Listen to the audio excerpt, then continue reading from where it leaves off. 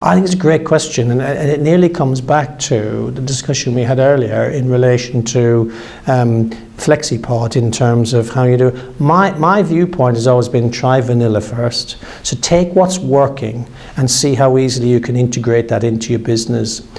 Experience tells me that when you take something that works and you try and customize it at the start, you end up with this monster or Goliath that actually doesn't always work and you're not sure of where it is. Whereas if you take the building blocks and you build slowly upon something, you can get there. That would be the first. The second is you've got to be really clear about what it is you want your customer experience to be. And if you start with the customer and you work your way back, then you can translate it through to your costs. Many businesses start with, well, actually, what's it going to cost me, and therefore what can I offer?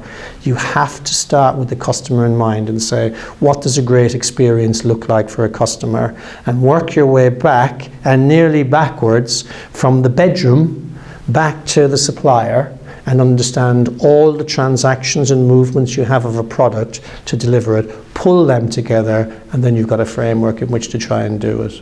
And whilst you may not necessarily be able to start with the standard that you ultimately want to do, again, you can come back to vanilla as long as you're clear with your customer what they can expect, when they can expect it, they'll be happy.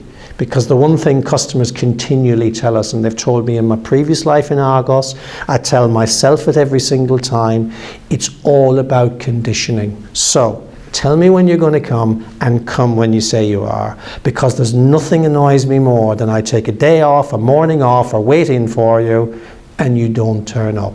So the commitment is it's less about speed and more about certainty. So be certain that when you're telling me you're going to do something, you're going to do it. And I think that's where the starting point comes from.